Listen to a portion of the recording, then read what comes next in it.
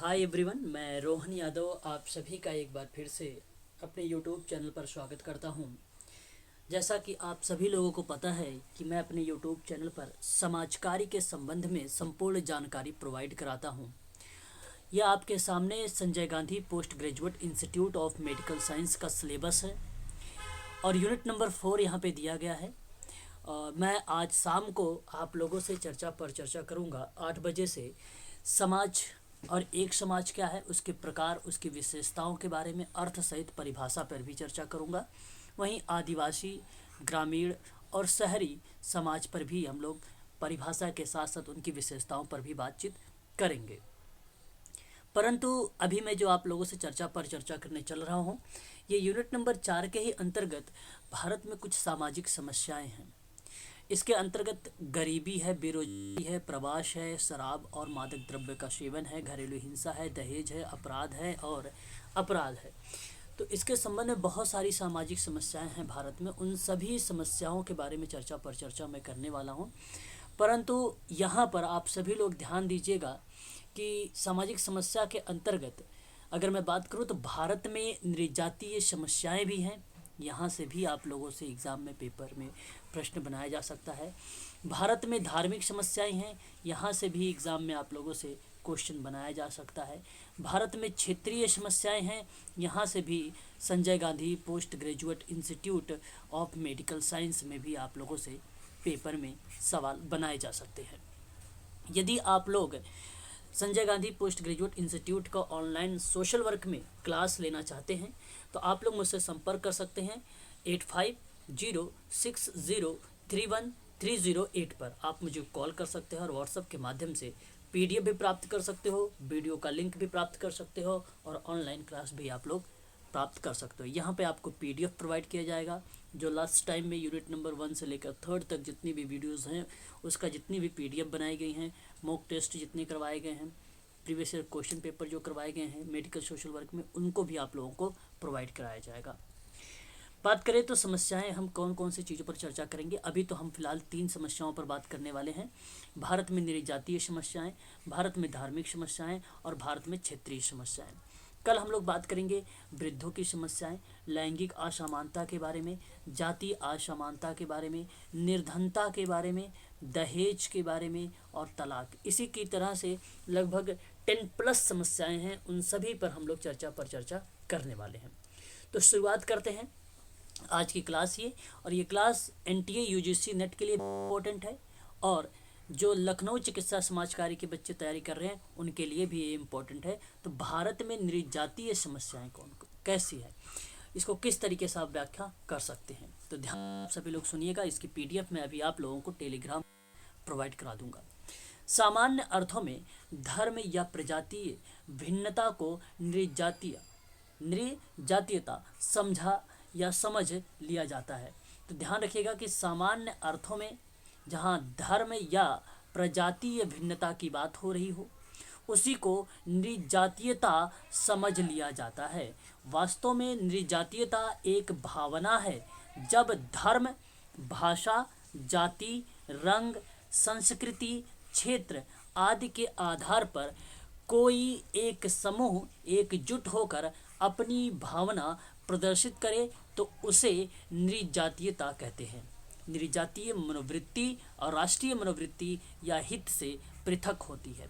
तो ध्यान रखिएगा यहाँ पे परिभाषा के रूप में आप सभी लोग कि वास्तव में नृजातीयता की भावना होती है और वो क्या है, जब धर्म, भाषा, जाति, रंग, संस्कृति, क्षेत्र आदि के आधार पर कोई समूह एकजुट होकर अपनी भावना प्रदर्शित कर रहा होता है तो उसे हम लोग नृजातीयता कहते हैं। नोट कर लीजिएगा आप सभी लोग, नृजातीयता भी एक प्रकार के अगर हम बात करें तो एग्जाम में प्रश्न बनाया जा सकता है आप लोगों से। नृजातीयता की भावना तब उत्पन्न होती है जब किसी क्षेत्र के लोग बाहरी लोगों की उपस्थिति के कारण अपने स्थानीय संसाधनों और अस्मिता पर संकट महसूस करने लगते हैं और स्वयं को सुरक्षित रखने के लिए अति सुरक्षात्मक होने का प्रयास करते हैं। तो अलग क्षेत्र, राज्य या देश की मांग के रूप में भी सामने आता है नृजातीयता। नृजातीयता के कारण में मुख्य रूप से गरीबी देखने को मिलती है, अशिक्षा, बेरोजगारी, पहचान संकट जैसी समस्याएं होती हैं। इन्हीं समस्याओं के आधार पर भारत में कुछ नृजातीय समूह हैं, जैसे विदर्भ, गोरखालैंड और बोडोलैंड और आदि अपनी नृजातीयता भावना को समय समय पर प्रकट करते हैं। ठीक है, ये बेसिकली एक प्रकार के बताई गई है समस्याओं का कारण।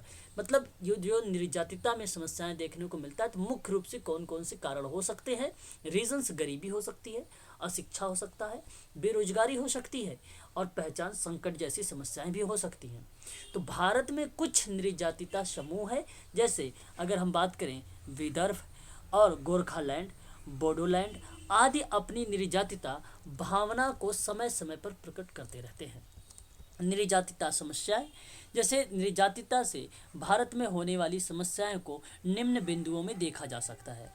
जैसे अगर हम बात करें, निर्जातिता के कारण एक राज्य के लोग दूसरे राज्यों को अपने क्षेत्र से बाहर करने का प्रयास करते हैं। उदाहरण के तौर पर अगर हम बात करें तो उत्तर पूर्वी राज्यों में एवं हाल ही में महाराष्ट्र और गुजरात में दूसरे प्रांत के लोगों के विरुद्ध की घटना में इसे देखा जा सकता है। यह एक प्रकार की समस्या के रूप में आता है। दूसरी पॉइंट में बात करें, निर्जातिता के कारण कुछ क्षेत्रीय लोग स्वयं को देश से अलग होने की भी आवाज़ उठाते हैं, जैसे कश्मीर के कुछ अलगाववादी संगठन। तीसरी पॉइंट के रूप में देखें तो निर्जातीयता के कारण अलग राज्यों की मांग उठने लगती है। हाल ही में आंध्र प्रदेश से अलग हुआ भारत का 29वां राज्य तेलंगाना का एक उदाहरण भी लिया जाता है। वहीं बात करें तो दूसरी तरफ हम लोग तो भारत में धार्मिक समस्याओं को लेकर भी बातचीत की गई है। तो भारत एक बहुधर्मी देश है और अपनी विविधता में एकता जैसे उद्देश्य के लिए जाना जाता है। भारतीय संविधान में भी पंथ निरपेक्ष शब्द का उल्लेख है, जिसका तात्पर्य होता है राज्य का अपना कोई धर्म नहीं। साथ ही यह सभी धर्मों का समान महत्व देता है। लेकिन धार्मिक समस्याएं तब उत्पन्न होती हैं जब कुछ लोग संगठित रूप से प्रलोभन देकर या बलपूर्वक लोगों का धर्म परिवर्तन करवाते हैं। तो इसके अतिरिक्त दो धर्मों को मानने वाले लोगों के बीच के व्यक्तिगत झगड़े को धार्मिक स्वरूप प्रदान कर दिया जाता है, जिससे धार्मिक समस्याएं उत्पन्न होती हैं। धार्मिक रूप से अल्पसंख्यक लोगों में असुरक्षा की भावना रहती है, जिसमें अगर हम बात करें जो उसमें पाई जाने वाली आक्रामकता के रूप में भी सामने आती है। वहीं अगर हम बात करें तो भारत में मुख्य रूप से हिंदू, मुस्लिम, सिख, ईसाई, बौद्ध, जैन, पारसी धार्मिक समूह के लोग पाए जाते हैं, जिनमें सभी धर्मों की कुछ ना कुछ समस्याएं हैं, किंतु मुख्य मुद्दा हिंदू और मुस्लिम धर्म के बीच का है। दोनों समुदायों के बीच में झड़प एवं दंगा दिखाई देता है। वहीं बात करें तो वास्तव में धर्म का जो तात्पर्य है वह अलौकिक शक्ति में विश्वास है, जिसे व्यक्ति पूजा, कर्मकांड आदि के माध्यम से समर्पित करता है। धर्म मनुष्य के बौद्धिक एवं सामाजिक क्रियाओं को प्रभावित करता है। ऐसे में अगर हम बात करें तो प्रभाव को धर्म के अनुयायी अपने व्यक्तिगत और सामूहिक जीवन के विभिन्न पक्षों में विभिन्न तरीके से स्वीकार भी करता है। समाजशास्त्र में धर्म सत्य है या नहीं, इस बात पर गौर नहीं किया जाता है, बल्कि यह देखा जाता है कि इसे मानने वाले व्यक्तियों के सामूहिक जीवन पर इसका क्या प्रभाव पड़ रहा है। तो उसी के आधार पर जॉनसन एक समाजशास्त्री विद्वान है। इन्होंने इस बात में रुचि नहीं लेता है कि परमात्मा का अस्तित्व है या नहीं, बल्कि इस बात में रुचि लेता है कि किस हद तक विभिन्न धर्मों के लोग इसे सच्चाई के रूप में स्वीकार करते हैं। तो जॉनसन के अकॉर्डिंग समाजशास्त्री इस बात पे रुचि नहीं लेते कि परमात्मा का अस्तित्व है या नहीं, बल्कि इस बात में रुचि लेते हैं कि किस हद तक विभिन्न धर्मों के लोग इसे सच्चाई के रूप में स्वीकार करते हैं। वहीं आगे बात करें तो हमारे सामने धर्म भारतीय संस्कृति का मूल है। विभिन्न परिस्थितियों में व्यक्ति के कर्तव्यों को धर्म कहा गया है। मैलिनोवस्की ने धर्म की समाजशास्त्रीय एवं मनोवैज्ञानिक दोनों की घटना माना है और इसी के अनुसार धर्म क्रिया की एक विधि के साथ आस्था की भी एक व्यवस्था है। टाइलर महोदय ने धर्म को बताया है कि धर्म आध्यात्मिक शक्ति में विश्वास है। धर्म का अगर हम बात करें प्रकार को लेकर तो धर्म के प्रकार को निम्न बिंदुओं में देखा जा सकता है। जैसे पहली पॉइंट यहाँ पे है कि सामूहिक प्रवृत्ति को प्रोत्साहन देना, दान देने के कार्य में मानव कल्याण की बात करना, मानव व्यवहार पर नियंत्रण, समाज विरोधी प्रवृत्तियों पर नियंत्रण और सामाजिक एकबद्धता की बात करना, साथ ही साथ अहिंसा एवं विश्व बंधुत्व की भावना का भी विकास करना। बात करें वहीं तो धर्म के कुछ दुष्प्रकार ये हैं, जैसे अंधविश्वास एवं कट्टरता को प्रोत्साहन देना, ये आपका क्या हो जाएगा दुष्प्रकार्य। और धार्मिक शोषण एवं भेदभाव भी दुष्प्रकार्य है। कर्म की जगह भाग्यवाद को प्रोत्साहन देना और धर्म परिवर्तन की समस्या की बात करना, सांप्रदायिक दंगे की बात करना, घृणा एवं द्वेष का फैलाव और आपका बहुधर्मी समाज में राष्ट्रीय एकता में बाधक, वैज्ञानिकता का विरोध, तार्किकता की जगह परंपराओं को प्रोत्साहन देने से सामाजिक प्रगति में भी बाधक। साथ ही साथ अगर हम बात करें तो भारत में कुछ क्षेत्रीय समस्याएं हैं, उन पे भी चर्चा कर लेते हैं।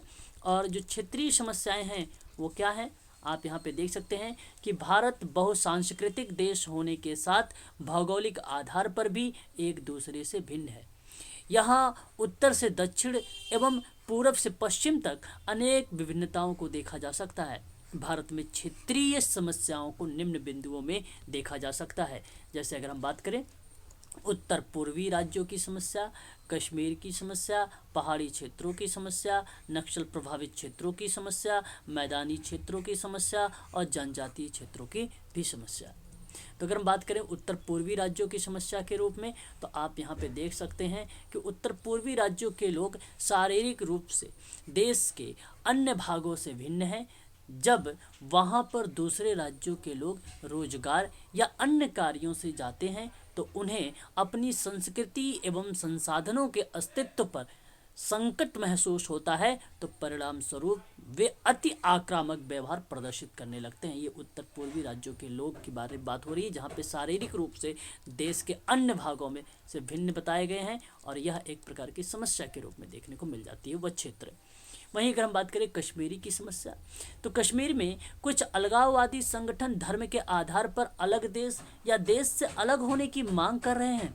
घाटी का क्षेत्र होने के कारण उत्पादन बहुत कम है और बेरोजगारी अधिक है, इसलिए कुछ अलगाववादी संगठन युवाओं को देश की मुख्य धारा से भटकाने का प्रयास कर रहे हैं। यहाँ तक कि युवाओं का सेना के साथ झड़प भी देखने को मिलता है। वही बात करें पहाड़ी क्षेत्रों की समस्याओं को लेकर, तो पहाड़ी क्षेत्र में प्राकृतिक आपदा से अपार जन धन की हानि होती है, साथ ही खेती योग्य जमीन भी नहीं रहती।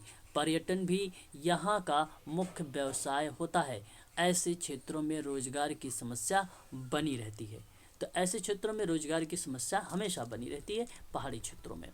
नक्सल प्रभावित क्षेत्रों की समस्या की बात करें तो नक्सलवाद एक प्रकार का वैचारिक आतंकवाद है। यह देश की किसी भी संवैधानिक संस्था में विश्वास नहीं करता। ऐसे क्षेत्र जहां गरीबी अधिक है, लोगों के लिए आय के साधन नहीं है, वहां नक्सलवाद तेजी से पनपता है। भारत में लगभग 13 राज्यों में इसका प्रत्यक्ष प्रभाव देखने को भी मिला है।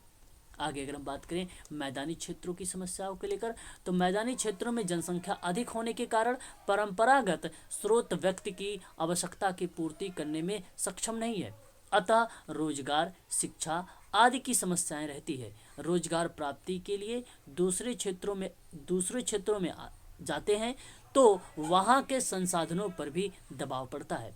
जिससे दो क्षेत्रों के लोगों में टकराव की स्थिति उत्पन्न हो जाती है, जिसे बात करें महाराष्ट्र एवं उत्तर पूर्वी राज्यों की घटनाओं में देखा जा सकता है। आगे बात करें जनजाति की समस्याएं। जनजाति की समस्या की बात करें तो इसका कहता है कि समाज की मुख्य धारा से अलग रहते हैं, गरीबी में लगातार रहने के कारण उनमें एक संस्कृति उत्पन्न हो जाती है जिसे आस्कर लेविस दरिद्रता की संस्कृति कहते हैं, जो परिवर्तन की विरोधी होती है। मुख्य धारा की संस्कृति में आने से इनकी संस्कृति के नष्ट होने का खतरा भी बना रहता है। ठीक है, तो ये चीज़ें थी, अभी हम लोगों ने देखा ये भारत की सामाजिक समस्याएं थी जो आप लोगों ने एक क्षेत्र के रूप में देखा है। काफ़ी इम्पोर्टेंट है आप लोगों को।